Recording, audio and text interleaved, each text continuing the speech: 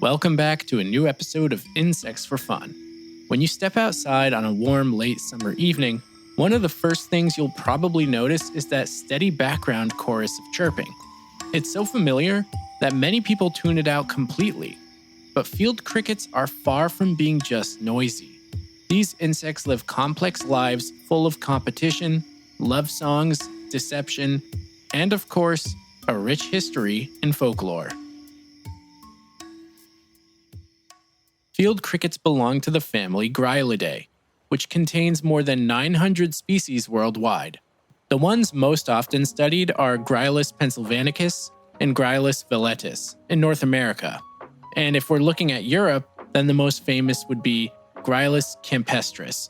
They're generally jet black or dark brown with long thread-like antennae, powerful hind legs built for jumping, and wings adapted for something unusual, producing sound. This sound production, known as stridulation, is one of the most remarkable features of field crickets. The forewings, or tegumenta, are specially modified for this purpose. One wing carries a serrated file-like vein, while the other bears a hardened scraper. By pulling these wings across one another, the file and scraper act like a bow drawn across violin strings, generating vibrations. The remaining surface of the wing functions like a speaker membrane, amplifying the sound outward. Crickets don't just make chirps. They're actually highly skilled musicians. The pitch of the note depends on the spacing of the teeth in the file, while the rhythm is controlled by muscular speed. The resonating portions of the wing are even tuned like an acoustic instrument, with veins and membranes reinforcing certain harmonics to enrich the tone. Warmer temperatures increase muscle activity, so crickets actually chirp faster on hot nights, which is why their song can double as a thermometer. Some species, like Gryllus bimaculatus, the two-spotted cricket, have especially large and well-defined resonating areas on their wings, which allows them to produce louder calls that travel farther in dense vegetation.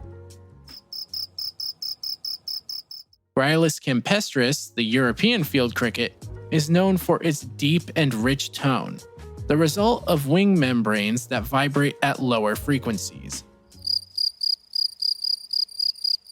Meanwhile, Gryllus texensis in southern United States produces one of the fastest and most energetic calling rates, especially in warm summer conditions. Researchers using high-speed video have shown that the leading edge of the forewing in these species vibrates thousands of times per second. That's insane. Field crickets are omnivorous, feeding on a mixture of seeds, grasses, fungi, and the occasional dead insect, making them both scavengers and herbivores in the ecosystems they inhabit. They're pretty easy to keep as pets too, and I used to do it a lot in my childhood, feeding them slices of apple and other foods. Now, what sets field crickets apart is their musical ability, because the songs produced by field cricket are not all the same. A calling song is the loud, steady chirping that attracts females from a distance, while a softer courtship song comes into play once a female approaches. It's used to seal the deal in mating. There's also an aggressive song, which is characterized by sharp bursts of sound directed at rivals to claim territory or warn off intruders. These songs are so reliable that in the 19th century, physicist Amos Dolbear formulated a rule now known as Dolbear's Law. If you count the number of chirps in 15 seconds and add 40, you'll get the approximate temperature in Fahrenheit. It's not perfectly accurate for every species, but it does show how tightly cricket song production is linked to environmental conditions.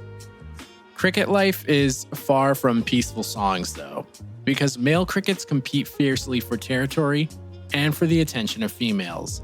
They wrestle, bite, and grapple with one another, often fighting over burrows that serve as both calling posts and shelters. But not every male plays by the same rules.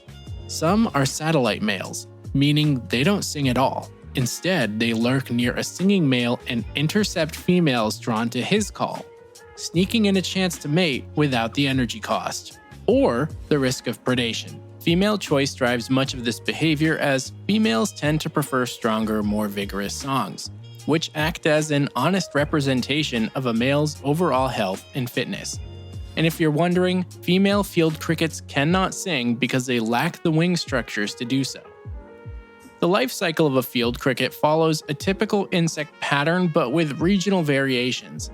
For example, in temperate North America, species like Gryllus pennsylvanicus typically have a single generation per year, with eggs overwintering, while in the southern United States and parts of Central America, species such as Gryllus texensis may have 2 or more overlapping generations annually.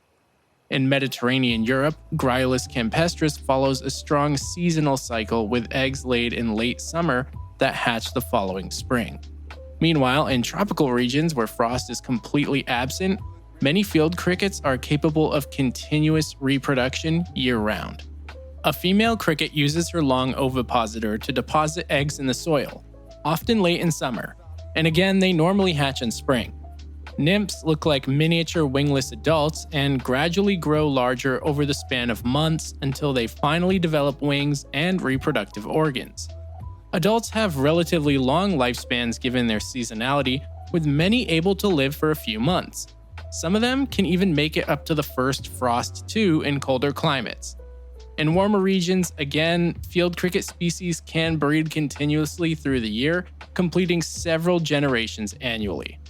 Now, ecologically speaking, field crickets are crucial members of their ecosystems. They recycle plant material, disperse seeds, and serve as a food source for countless predators. We're talking birds, small mammals, reptiles, amphibians, other insects, you name it. But one of the most dramatic predators is the parasitic fly, Phormia or Cracea, which has evolved to locate male crickets by their songs. The female fly hones in on the sound and then deposits larvae directly onto or near the singing male. These larvae burrow into the cricket's body, eventually killing it to grow into a new adult fly. In Hawaii, this interaction has actually driven rapid evolutionary change. A population of Pacific field cricket, Teleogryllus oceanicus, has evolved flat wings, which prevent them from producing sound, effectively making them silent.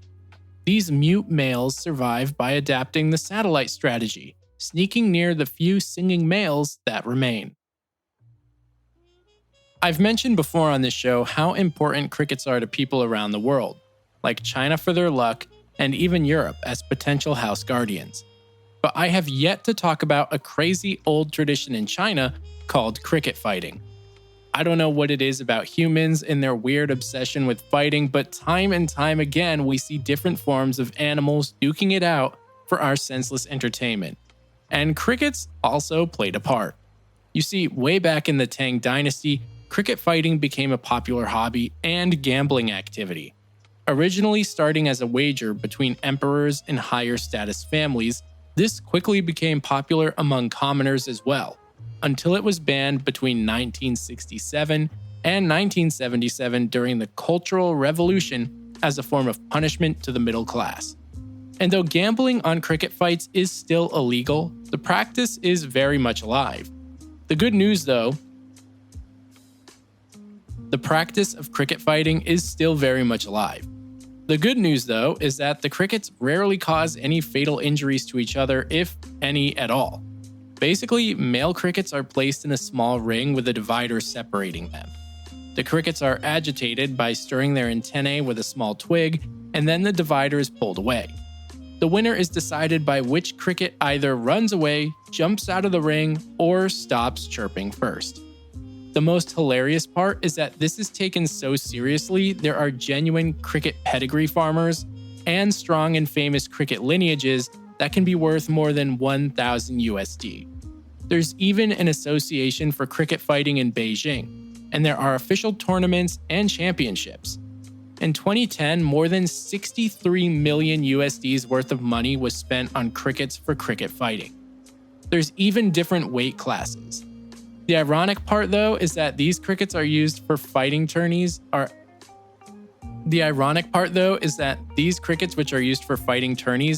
actually cared for quite well and garner a lot of respect. enough to the point where funerals are held and crickets even get special coffins, especially in places like Macau. So next time you hear that steady chirping on a late summer night, remember, it isn't just noise. It's a living drama of competition, love, trickery, and even potential fame. Thank you again for listening to this episode of Insects for Fun. Please go make sure to rate this podcast 5 stars on whatever platform you listen and share it with friends or other people you think that would be interested in learning more about nerdy. Now, if you cannot get enough of this podcast or you really want ad-free episodes, you can go to the Patreon and unlock both ad-free and monthly bonus episodes covering a wide variety of topics. But hope you enjoyed, and I'll catch you again next week.